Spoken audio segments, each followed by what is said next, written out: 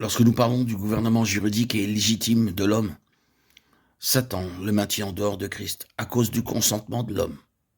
Et son consentement persiste. Même les gens de ce pays-ci qui déplorent la manière d'agir inique ayant cours dans le monde et qui voudraient très hautement et avec véhémence décrier la méchanceté de ce qui a cours, si vous lui parliez selon ces lignes d'introniser Jésus-Christ, ne vous écouteraient pas. Donner à Dieu sa place, ce sont des paroles pieuses. Ils agiront à l'égard de cela d'une autre manière. Satan a une telle emprise que même ceux qui déplorent l'iniquité n'accordent aucune place à Dieu et à sa justice. L'autorité morale appartient au lieu céleste. Elle y siège. La hiérarchie de méchanceté qui s'y trouve encore doit renoncer à son étreinte. Et la destinée de l'Église est de prendre la place des principautés, des puissances et des autorités de ce monde de ténèbres, afin d'occuper les lieux célestes.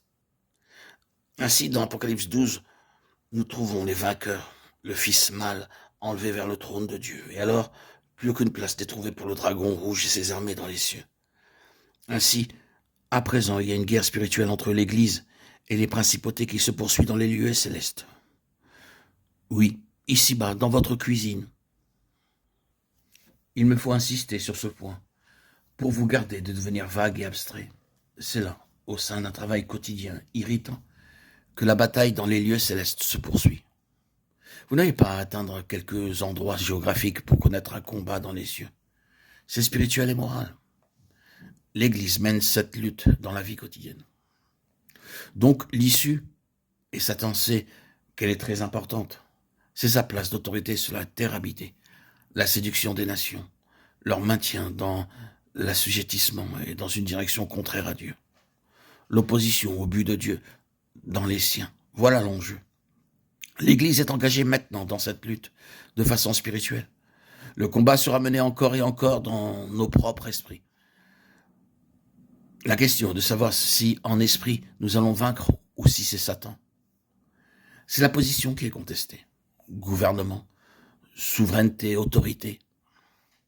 Quel est alors l'objectif de Satan? En premier lieu, corrompre en vue de provoquer la chute. Les croyants seront alors privés de leur position céleste et l'Église le sera. Notre position n'est pas une position à laquelle nous devons nous élever, que nous devons atteindre. La lettre aux Éphésiens n'expose pas du tout la chose de cette façon. Elle présente cela comme un fait accompli. Nous a fait asseoir. Bien-aimés, emparez-vous de cela. Si réellement par la foi en Jésus-Christ, vous avez saisi des deux mains la justice de Dieu comme étant vôtre, vous êtes dans les lieux célestes. Vous êtes moralement au-dessus de Satan.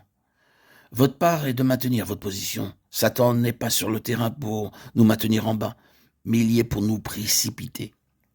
Nous sommes là. Cette position que nous avons à maintenir par la foi, de sorte que son objectif sera de nous déloger, de nous déplacer. Mais, tout comme ces méthodes pour corrompre ou pour introduire l'accusation et la condamnation sont innombrables, et toujours au-delà de notre pouvoir de prévoir, ainsi sont des méthodes pour nous terrasser, pour faire tomber le peuple de Dieu spirituellement et moralement de sa position céleste.